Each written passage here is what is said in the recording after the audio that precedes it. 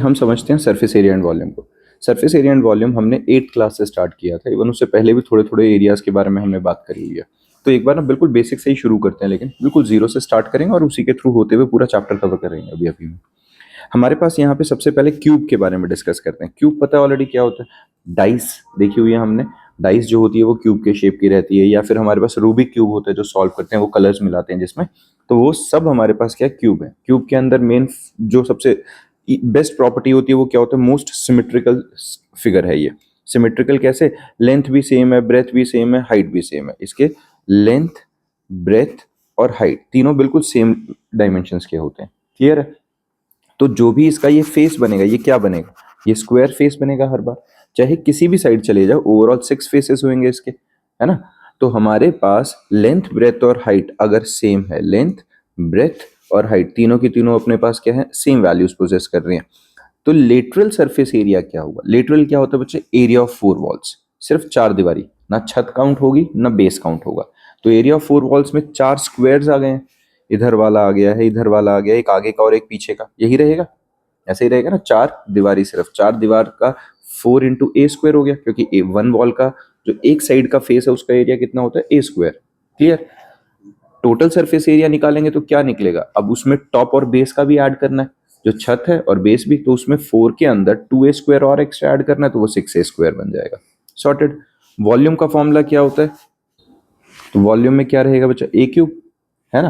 देखो वॉल्यूम का एक सिंपल फॉर्मूला बता रहा हूँ। जो सिमेट्रिकल स्ट्रक्चर है, सिमेट्रिक मतलब नीचे से ऊपर तक एक तरह के होते हैं बिल्कुल, जैसे सिलेंडर हो गया, क्यूब हो गया, क्यूबॉइड हो गया। इन सब के अंदर जो एरिया का बेसिक, जो वॉल्यूम का बेसिक फॉर्मूला होता है हमारे पास, वॉल्यूम का सीधा सीधा फॉर्मूला होता है base area into height. Base area into height. जैसे अभी क्यूब है, हम जब क्यूब की बात कर रहे हैं, क्यूब का बेस एरिया क्या रहेगा? क्यूब का जो ये बेस है इसका एरिया क्या रहेगा? ए स्क्वायर। और हाइट कितनी है? ए। तो हमारे पास वॉल्यूम का फॉर्मूला निकला a square into a, which is a cube. Done है? ऐसे ही अगर हमारे पास अब नेक्स्ट हमारा क्यूबॉइड है। क्यूबॉइड क्या होता है? जिसके अंदर लेंथ, ब्रेथ और हाइट तीनों अलग रहेंगी, ऐसा बॉक्स। तो इसके अंदर जब हम क्यूबॉइड की बात करें, कुछ ऐसा स्ट्रक्चर, तो यहाँ पर जो लेटरल सरफेस एरिया रहेगा वो क्या रहेगा बच्चा?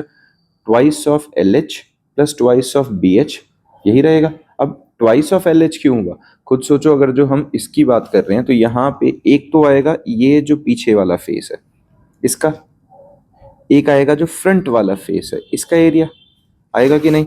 और एक आएगा ये वाली जो वॉल है इधर का, और एक वाला ये वाली जो वॉल है या ये वाला फेस है इसका। यही 4 दीवार बनेंगे। तो इनके अंदर अगर मैं देखूं इस वाले के लिए, पहले ये लेंथ है और ये ब्रेथ है, तो ऐसे ही बनेगा। ये बात समझ रहे हो? और ये वाली हमारे पास आ गई हाइट, एल बी एच आ गया। तो अगर मैं सिर्फ फ्रंट वाले की बात कर रहा हूँ, सिर्फ इसकी फ्रंट वाले की अभी, तो इसके अंदर इसका अगर मुझे एरिया चाहिए है तो ये क्या है? ये तो रेक्टेंगल है। तो रेक्टेंगल का एरिया क्या होता है? Length into breadth. यहाँ पे लेंथ तो एल है, ब्रेथ की जगह पे हाइट लगेगी कि नहीं? तो इसका एरिया निकलेगा एल इंटू एच। और बिल्कुल इसी तरीके से जो ये पीछे वाला है, पीछे वाला फेस है, उसका भी एरिया इसी तरीके से निकलेगा एल इंटू एच। तो प्लस एल इंटू एच, तो ये कितना बनेगा? 2LH। इसी तरीके से जो हमारे पास साइड वाला है, साइड वाला फेस है ये, तो इसका एरिया कितना निकलेगा? ये बेस इंटू एच। और बिल्कुल इसी तरीके से बेस इंटू एच इस फेस का निकलेगा कि नहीं? तो वो twice of base into H. और इससे इस तरीके से 4 दीवारी का एरिया ऑफ 4 वॉल्स या लेटरल सरफेस एरिया हमें मिल जाएगा। डन है? इसको अगर मैं फॉर्मूला ही बनाना चाहता हूँ प्रॉपर, तो 2 कॉमन ले लेता हूँ, एच कॉमन ले लेता हूँ, 2H कॉमन, तो एल प्लस बी बना कि नहीं? ठीक है? इस तरीके से हमारा फॉर्मूला बन गया। अगर फॉर्मूला के टर्म्स में ही याद रखना है, वरना सीधा सीधा जो हमारे पास है वो पता चल गया आएगा यहाँ से। अब मुझे अगर जो टोटल सरफेस एरिया निकालना है, टोटल में क्या होगा भाई? टोटल में तो ऊपर का और नीचे का दोनों का प्लस हो जाएगा, ऐसा ही होता है। तो ऊपर और नीचे का जिस टाइम पे हमने प्लस किया, तो उसके अंदर 2H plus BH plus HL twice of में ऐड कर दिया, जो कि नीचे वाला एरिया क्या आएगा? Length into breadth. ऊपर वाले का भी लेंथ इंटू ब्रेथ आएगा कि नहीं? तो 2 कॉमन ले लेते हैं, LB plus BH plus HL square unit. Done है? क्लियर है? 2 हमने कॉमन लिया तो LB plus BH plus HL, ये हमारे पास total surface area of cuboid आ गया। क्लियर? फिर इसी तरीके से अगर मुझे वॉल्यूम निकालनी है, तो वॉल्यूम का फॉर्मूला हमने क्या किया था बच्चे, जैसे हम ऊपर डिस्कस कर रहे थे कि वॉल्यूम के अंदर हमारे पास क्या होगा, बेस एरिया इनटू हाइट। अब अगर मैं बेस एरिया की, अकेले बेस एरिया की बात करूं तो बेस एरिया तो ये बनेगा, ये हमारे पास बेस है और हाइट क्या है h, बेस एरिया क्या लगेगा l इंटू बी, है ना, बेस का एरिया कितना लगेगा l इंटू बी, और उसको h से मल्टीप्लाई कर देंगे तो हमारा वॉल्यूम आ जाएगा। क्लियर बात है, सीधी सी चीज है ये। इसके बाद आता है हमारे पास सिलेंडर। देखो फॉर्मूलाज याद रखना कुछ बड़ी चीज नहीं है, अगर लॉजिकली सोचोगे तो इजिली कम से कम ये लगा लो, अगर जो 10 चीजों के फॉर्मूला याद रखने तो 8 तो बहुत सीधे सीधे समझ में आने वाली चीजें रहेंगी। जो बिल्कुल डिफाइंड, बिल्कुल यूनिफॉर्म स्ट्रक्चर्स हैं उनके फॉर्मूलाज बहुत इजीली समझ में आएंगे। यहाँ पे जैसे अब हमारे पास क्या सिलेंडर है, अब सिलेंडर बनेगा कैसे, एक सिंपल पेज को रोल करो, सिंपल पेज के एक एंड को दूसरे एंड से अगर मिला दो तो वो सिलेंडर बन जाएगा कि नहीं, ओपन सिलेंडर बनेगा ऑब्वियसली, ऊपर और नीचे खाली है, उनके ऊपर अगर जो कुछ हम रख देंगे तो वो कवर्ड भी हो जाएगा, अपने को पता है सिलेंडर दिखता कैसे। तो सिलेंडर के अंदर जब हम बात करते हैं लेटरल सरफेस एरिया, उसको हम क्या कहेंगे, अब कर्व्ड सरफेस एरिया, क्योंकि वो कर्व आ गया वहां पे, मुड़ गया सरफेस। तो कर्व्ड सरफेस एरिया का फॉर्मूला कितना होगा, वो होगा जितना पूरा पेपर था जिसको हमने दो एंड्स को आपस में ज्वाइन करके सिलेंडर बनाया है, उस पेपर का एरिया और सिलेंडर का एरिया सेम होना चाहिए कि नहीं। समझ रहे हो ये, अगर मैं एक पेपर है जिसको, जैसे यहां हमारा एक पेपर है, इस पेपर को ही घुमा दिया हमने, जैसे पेज को फोल्ड करके आपस में मिला दिया, तो हमारे पास एरिया बनता है। अब एक बात बताओ, जितना पेपर था उतना ही सिलेंडर का एरिया होना चाहिए बाहर का। पेपर का एरिया क्या होता है, लेंथ इनटू ब्रेथ। अब यहां पर जब मैंने इसे रोल किया तो यही लेंथ इसकी सर्कमफ्रेंस बन गई कि नहीं, जब पेपर को ऐसे घुमा दिया तो जो लेंथ थी वो घूम के वो गोल चक्कर बन गया ऊपर और नीचे का, सर्कमफ्रेंस बन गई, और जो ब्रेथ थी वो बन गई हाइट, है ना। तो लेंथ इनटू ब्रेथ जो हमारे पास एरिया था, अब वो लेंथ की जगह में इसका सर्कमफ्रेंस लिख सकता हूं 2 पाई आर, और हाइट की जगह में h लिख देता हूं, h की जगह मतलब b तो जो था वो हाइट लिख दूं, तो हमारे पास जो एरिया निकला वो क्या निकला, 2 pi r h, length into breadth, और स्क्वायर यूनिट्स। और अगर स्क्वायर यूनिट्स क्यों लिख रहे हैं हम, क्योंकि जो भी हमारे पास एरिया आता है, एरिया निकलता कैसे, एरिया निकलता है लेंथ इनटू ब्रेथ, इसकी भी यूनिट मान लो सेंटीमीटर है, इसकी भी यूनिट सेंटीमीटर है, तो मल्टीप्लाई होके क्या बनेगा, centimetre square. This is square, centimetre square, metre square. अब मैं कैसे बताऊं कि फॉर्मूला के अंदर वो सेंटीमीटर है या मीटर है, तो इसकी जगह मैं सब स्टैंडर्ड बना के क्या लिख देता हूं, स्क्वायर यूनिट, कि जो भी यूनिट है, चाहे सेंटीमीटर है चाहे मीटर है, उसका स्क्वायर कर देना। तो ये एरिया की यूनिट को डिफाइन कर रहा है, ठीक है। अब मुझे टोटल सरफेस एरिया निकालना है, भाई टोटल सरफेस एरिया निकालना है तो उसमें ऊपर और नीचे का ये वाला सरफेस एरिया ऐड करना पड़ेगा, ये क्या है, सर्कल, पाई आर स्क्वायर। अब ना इन फॉर्मूलाज को हम डिराइव क्यों कर रहे हैं, सीधा रट क्यों नहीं रहे, क्योंकि किसी क्वेश्चन के अंदर अगर ऐसा आ जाता है कि भाई हमें टॉप और बॉटम में से सिर्फ एक जगह सरफेस ऐड करना है, मान लो हमारे पास एक ऐसा सिलेंडर है जो ऊपर से ओपन है, तो मैं टोटल सरफेस एरिया थोड़ी लगाऊंगा, मैं क्या लगाऊंगा, कर्व सरफेस एरिया लगा के बेस एरिया प्लस कर दूंगा। समझ रहे हो, तो सिर्फ फॉर्मूला रटने मत भागना, लॉजिक समझ में आएगा तो चीजें आसान रहेंगी। क्लियर है ये, तो हमारे पास टोटल सरफेस एरिया कैसे निकलेगा बच्चे, टोटल सरफेस एरिया निकलेगा 2 पाई आर h जो curve surface area, plus top और बॉटम का सर्कल का सरफेस एरिया जो कि पाई आर स्क्वायर था, तो 2 पाई आर स्क्वायर हुआ। अब 2 पाई आर कॉमन लिया तो h plus are square units हमारे पास टोटल सरफेस एरिया आ गया। अब आती है बात वॉल्यूम की, वॉल्यूम मैंने क्या बताया था, base area into height, base area क्या होगा, pi r square, base area pi r square, height से मल्टीप्लाई कर दो, वॉल्यूम बन गया। और ये क्या निकलेगा, क्यूबिक यूनिट है।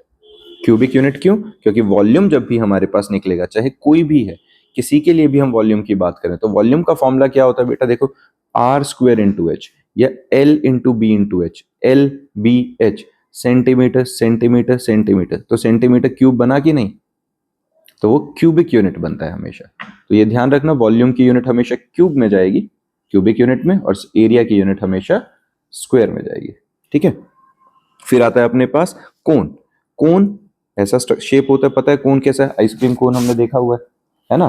तो जो कोन होता है उसमें एक होती है स्लांट हाइट जो साइड वाली है, एक होती है नॉर्मल हाइट, और एक होता है रेडियस। क्लियर है। अब जो एल है वो है स्लांट हाइट, पाइथागोरस लगा दूं क्योंकि ये अपने पास क्या बन रहा है, ये एक राइट एंगल ट्रायंगल बन रहा है कि नहीं।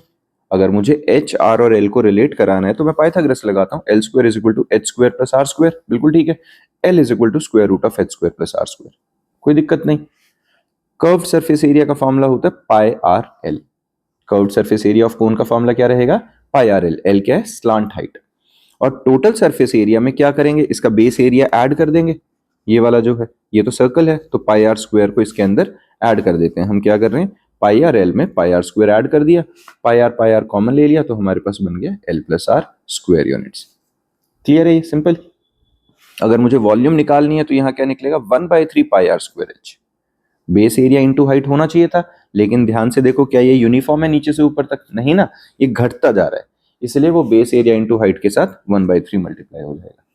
क्लियर है, ये वॉल्यूम रहेगी और इसकी भी यूनिट क्या रहेगी, क्यूबिक यूनिट। जितनी भी वॉल्यूम आएंगी उनकी यूनिट रहेगी क्यूबिक यूनिट। डन है बच्चा। फिर आता है हमारे पास स्फेयर। अब स्फेयर देखो ऐसा तो नहीं दिखता जैसे यहाँ है, क्योंकि ये क्या है, ये तो सर्कल है सीधा सीधा, लेकिन मेरे पास मैं 3D में ड्रॉ कैसे करता है वो तुम्हें पता है। स्फेयर क्या होता है, फुटबॉल जैसा कुछ, बॉल जैसा कुछ। सर्कल कैसा होता है, चूड़ी जैसा, कड़े जैसा, रिंग, है ना। लेकिन ये क्या है, यहाँ पे स्फेयर को ही रिप्रेजेंट कर रहा है। तो इमेजिन कर लेना कि ये क्या है, स्फेयर है, बॉल है, एक फुटबॉल है। तो फुटबॉल के अंदर जो एरिया निकलेगा वो चारों तरफ से 4 सर्कल जैसा दिख रहा है, 4 पाई आर स्क्वायर। हर तरफ से सर्कल जैसा दिखेगा वो 4 पाई आर स्क्वायर। वॉल्यूम का फॉर्मूला 4/3 पाई आर क्यूब। ठीक है, यूनिट क्या रहेंगी इसकी, सेम कहानी भाई, एरिया है तो क्या रहेगा, स्क्वायर यूनिट, और अगर वॉल्यूम है तो क्या रहेगा, क्यूबिक यूनिट। ठीक है, ओके, सीधा सा है। फिर आता है हमारे पास हेमिस्फेयर। हेमिस्फेयर क्या होता है भाई, कटोरे जैसा कुछ, है ना, ऐसे ही जो बाउल होता है हमारे पास, हेमिस्फेरिकल बाउल। अब इसके अंदर हमारे पास हेमिस्फेयर में कर्व्ड सरफेस एरिया, देखो कर्व किसके लिए होगा, जो हिस्सा कर्व्ड है।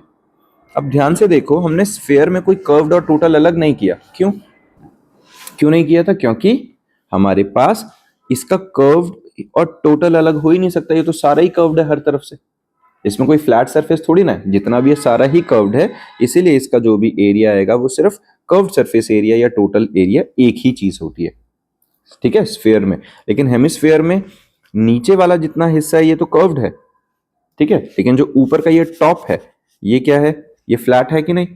तो कर्व सरफेस एरिया में सिर्फ कर्व का पार्ट लगेगा 2 पाई आर स्क्वायर, और टोटल के अंदर ऊपर से ये जो ऊपर वाला एरिया है पाई आर स्क्वायर, जिसका रेडियस यहाँ पे भी आर है।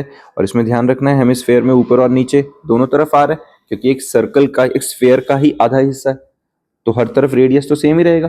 तो ऊपर का जो एरिया है पाई आर स्क्वायर वो ऐड किया, तो हमारे पास टोटल सरफेस एरिया आ गया 3 पाई आर स्क्वायर। डन है। फिर आता है वॉल्यूम। वॉल्यूम का फॉर्मूला होता है 2/3 पाई आर क्यूब। यूनिट सेम, यहाँ पे हमारे पास क्यूबिक यूनिट। और ये ध्यान रखना बेटा, जब फॉर्मूलाज लिखते हैं साथ में यूनिट्स लिखनी है, जब वैल्यू निकालते यूनिट नहीं लिखोगे तो बिना बात के मार्क्स कट जाने हैं। ठीक है, 1 नंबर आधा नंबर बिना बात का सिर्फ कट जाएगा उसी। ठीक है, अब उसी के ये सारे हमारे बेसिक से फॉर्मूलाज हैं जितने भी हमारे पास अपने अभी 10th क्लास के अंदर यूज होने। इसके बाद इसके अलावा एक फ्रस्टम होता था, वो अब सिलेबस में नहीं है तो उसे अभी कवर नहीं कर रहे हैं। देखो इसके अलावा अगर हम कुछ बनाएं कि भाई और भी तो फॉर्मूलाज हो ही सकते हैं, तो मैं अगर एक और फॉर्मूला बनाऊं तुम्हारे लिए, तो देखो ये है, ये 9th क्लास के अंदर एक क्वेश्चन भी था इस टाइप का, कि हमारे पास एक पाइप है या सिलेंडर है जो हॉलो सिलेंडर है, लेकिन उसकी थिकनेस गिवन है।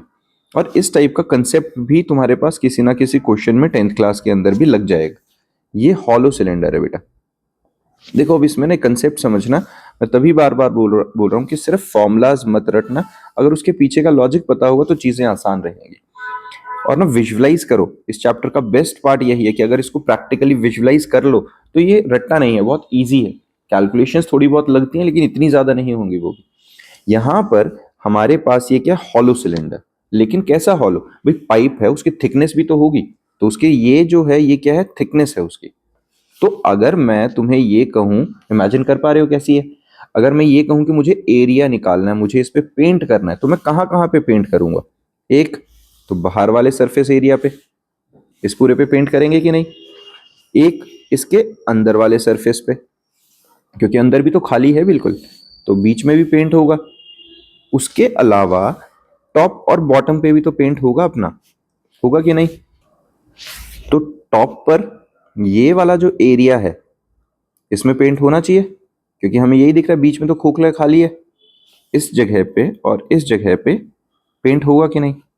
तो यही हमारे पास ओवरऑल सरफेस एरियाज हैं जिनको अगर हमें पेंट करना है तो जहां पे हमें पेंट की जरूरत पड़ेगी। क्लियर है।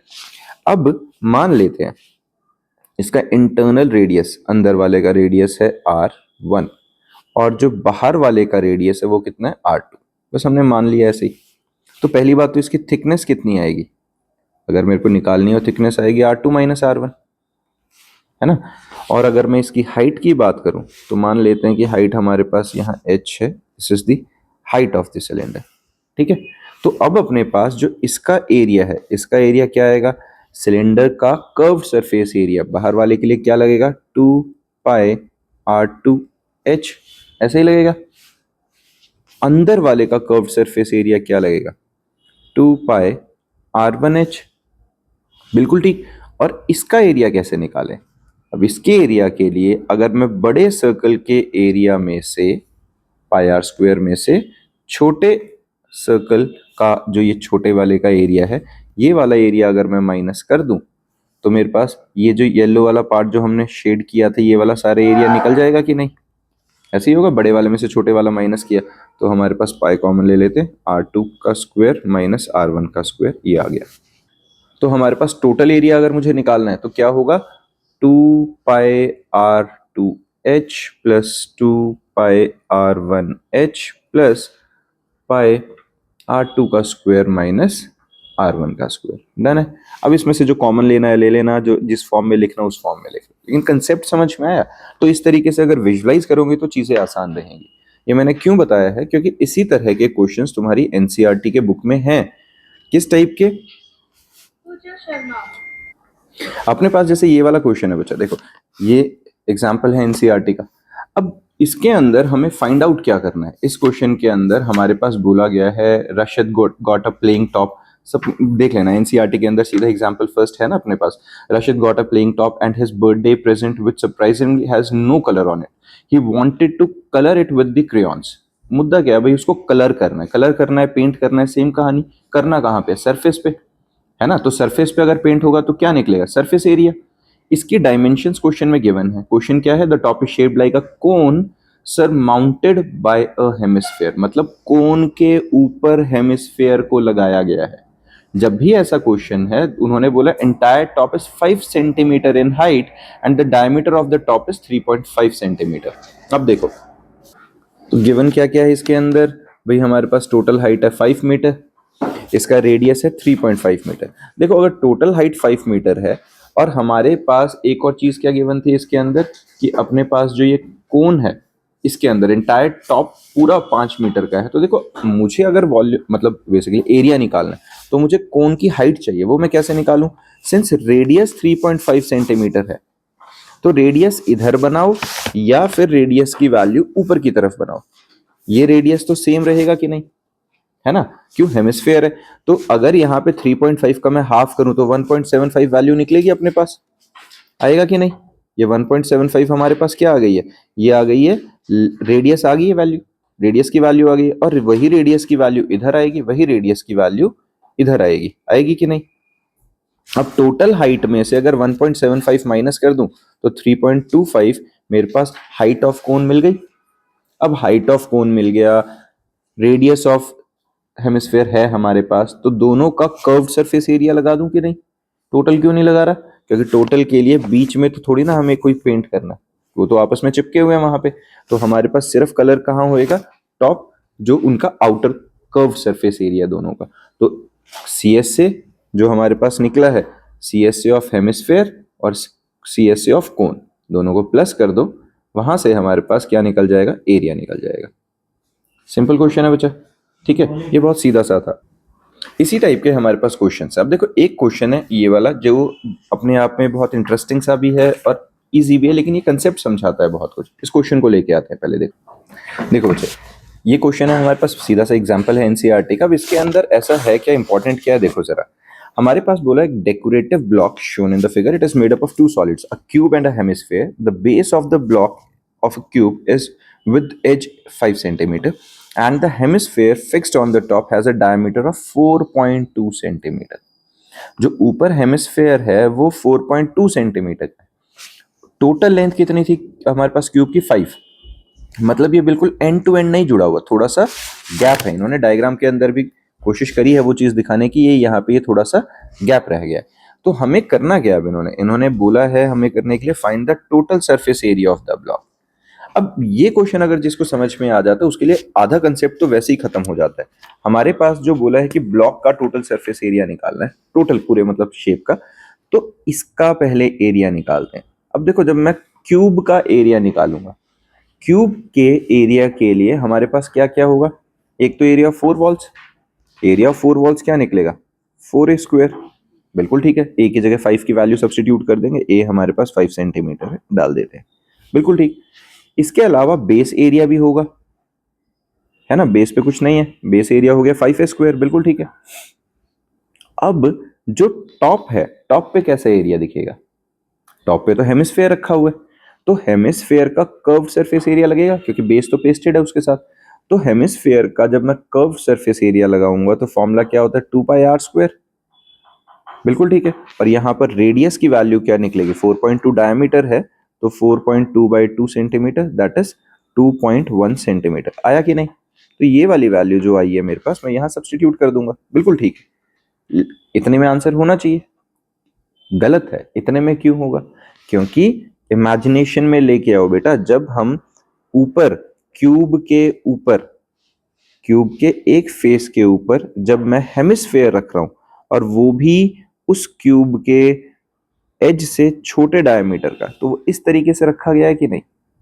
ऊपर से टॉप व्यू देखेंगे तो ऐसा दिखेगा, देखो फ्रंट से तो ऐसा दिख रहा है, टॉप से बिल्कुल इस तरीके का दिखेगा। और हमने इस वाले सरफेस की जगह पे क्या लगा दिया, सी एस से लगा दिया, कर्व सरफेस एरिया लगा दिया, जो बिल्कुल ठीक है ना, इसकी जगह तो लगा दिया, लेकिन ये एरिया भी तो बच गया वहां पे। जब अगर मैं पेंट करूंगा, कलर करूंगा, तो इस एरिया पर भी तो कलर होना है कि नहीं। तो इस एरिया की वैल्यू कैसे निकालेंगे, इस एरिया की निकालेंगे अगर मैं इसको a मान लो और इसका रेडियस है r, तो a² में से अगर मैं πr² माइनस कर दूं तो हमारे पास ये वाला एरिया निकलेगा कि नहीं। a² क्या है, पूरे फेस का एरिया, और πr² क्या है, जो वहां पे सर्कुलर एरिया जहां पर हेमिस्फेयर चिपक गया था, उन दोनों को माइनस कर देते हैं। तो हमारे पास ये जो बचा हुआ पार्ट है जिसका हमें एरिया निकालना है वो निकल जाएगा कि नहीं, समझ में आया। इस वैल्यू को प्लस कर देते हैं, a² माइनस πr², ये लॉजिक समझ में आया। अगर ये विजुअलाइजेशन आ जाती है तो इसी के साथ पूरा चैप्टर खत्म हो जाता है। क्वेश्चंस चाहे जितने मर्जी क्वेश्चंस करते रहो, ये अगर तुम एक बार विजुअलाइज करना सीख लेते हो तो इस चैप्टर के अंदर और कोई कंसेप्ट नहीं है, ठीक है। यहाँ देखो, अब इसको अगर मैं सॉल्व करूंगा क्या निकलेगा, 4πa²। यहाँ पे देखो बच्चे, ये गलती से 5 लिख दिया था, ये ऐड होके 5 लिखना था, मैंने गलती से यहाँ पे 5 लगा दिया था, ठीक है। ये बात समझ में आ गई, लेकिन क्लियर है। 4a² हमारे पास क्या है, लेटरल सरफेस एरिया, a² आ गया बेस का एरिया, ठीक है। ये एरिया आ गया हेमिस्फेयर का कर्व सरफेस एरिया, और ये एरिया आ गया है जो टॉप का रिमेनिंग एरिया बचा था हेमिस्फेयर के चिपकने के बाद। क्लियर है, तो टोटल करते हैं, 4a² प्लस a², 5a² बना कि नहीं, 5 और a² कितना बना, 6a², ये बन गया 6a²। 2πr² माइनस πr² कितना बचा, प्लस πr²। तो ये हमारे पास ओवरऑल सारे एरिया का फॉर्मूला बन गया, लेकिन वो आया कहाँ से, वो क्लियर है। अब वैल्यू सब्स्टिट्यूट कर देंगे, a की जगह पे हम 5 का स्क्वायर प्लस पाई की जगह 22/7, क्वेश्चन में बोला है कि यूज पाई एज 22/7, और रेडियस की जगह हम कितना यूज करेंगे 2.1 इंटू 2.1। सॉल्व कर लोगे, मैं कैलकुलेशन करके नहीं दिखा रहा, 10th क्लास में हो, कैलकुलेशन आती है, नहीं भी आती थोड़ी सी प्रैक्टिस करोगे हो जाएंगी वो। क्लियर है। ये जो अपने पास एनसीईआरटी के अंदर एक्सरसाइज 12.1 है वो सारी की सारी इसी तरीके से सरफेस एरिया पे ही बेस्ड है। इसके बाद हमारे पास जो वॉल्यूम आती है, मतलब नेक्स्ट एक्सरसाइज के अंदर कॉम्बिनेशन ऑफ वॉल्यूम आता है, तो कॉम्बिनेशन ऑफ वॉल्यूम में भी इसी तरीके का कंसेप्ट लगेगा। हम उसके 2 क्वेश्चंस करते हैं, वॉल्यूम के फॉर्मूला सबको याद हो गए हम, तो वॉल्यूम के क्वेश्चंस करते हैं। देखो यहाँ पे देखो बच्चे, अपने पास एनसीईआरटी का एग्जाम्पल नंबर 7 है, उसके बाद 1-2 क्वेश्चन एनसीईआरटी के एक्सरसाइज से कर लेंगे। यहाँ पर इस क्वेश्चन के अंदर हमें बोला क्या गया, a solid toy is in a form of a hemisphere surmounted by a right circular cone, ठीक है। The height of the cone is 2 centimeter and the diameter of the base is 4 centimeter. Determine the volume of the toy. If the right circular cylinder circumscribing the toy, find the difference of the volume of the cylinder and the toy. क्या question बोला गया है इसमें? एक solid toy है जो कि किस शेप में है बेटा? Hemisphere surmounted by a right circular cone. ये तो ठीक है, सिंपल चीज है, जैसा हमने अभी इमेजिन किया था, अभी हमने डिस्कस किया था ये वाला क्वेश्चन, तो बिल्कुल उसी शेप में आ गया कि नहीं, उस तरीके का है।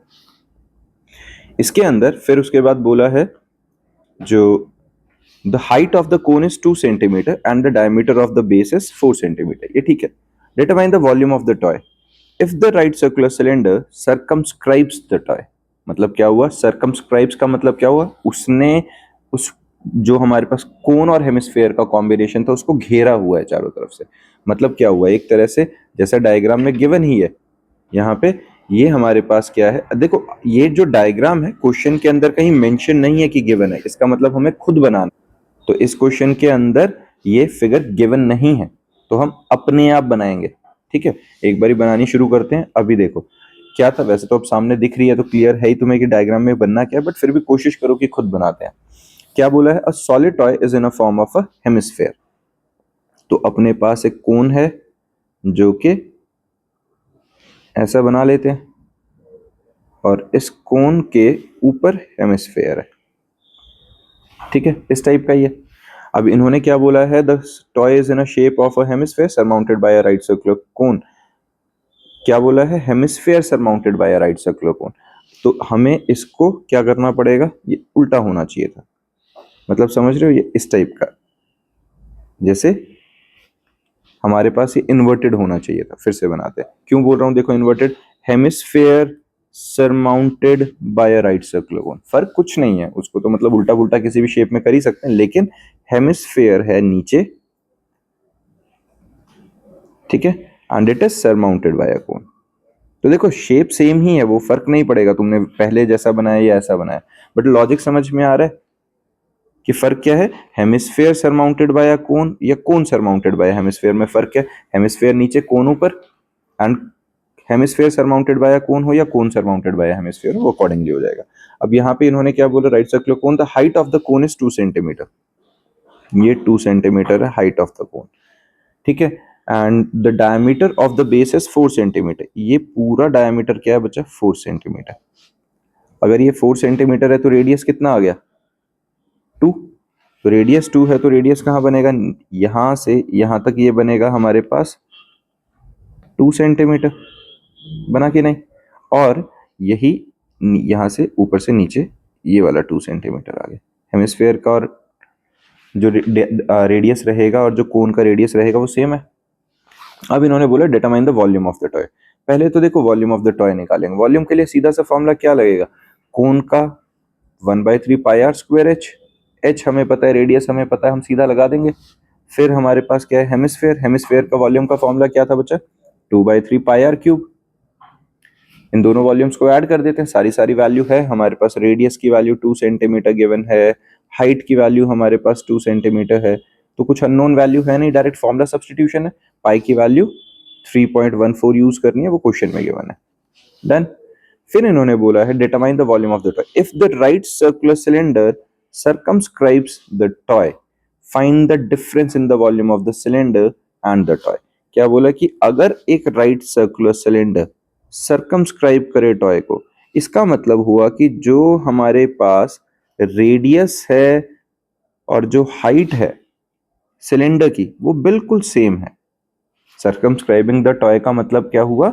जो रेडियस ऑफ सिलेंडर और रेडियस ऑफ टॉय है वो बिल्कुल सेम रहेंगे, क्योंकि बिल्कुल उसने उसकी बाउंड्रीज को टच किया होगा। और जो टोटल हाइट आ गई, अब कितनी आ गई है सिलेंडर की? 2 तो किसकी थी बच्चे? ये हमारे पास थी कोन की, और 2 जो रेडियस था वो ऐड होके 4 सेंटीमीटर की टोटल हाइट बन गई है। क्लियर है? अब सिलेंडर की वॉल्यूम का फॉर्मूला लगा देते हैं, पाई आर स्क्वायर एच। ठीक है, एच की वैल्यू कितनी है? 4 सेंटीमीटर। रेडियस कितना है? 2 सेंटीमीटर। पाई अपने को पता ही है। तो यहां से इस वॉल्यूम को और जो हमने इन दोनों का सम करके वॉल्यूम निकाला था उसको माइनस कर देंगे तो डिफरेंस निकलाएगा कि नहीं? यही बोला ना, फाइंड द डिफरेंस। तो दोनों की वॉल्यूम को माइनस कर देंगे। समझ में आया है? पक्का? क्लियर है ना बच्चा।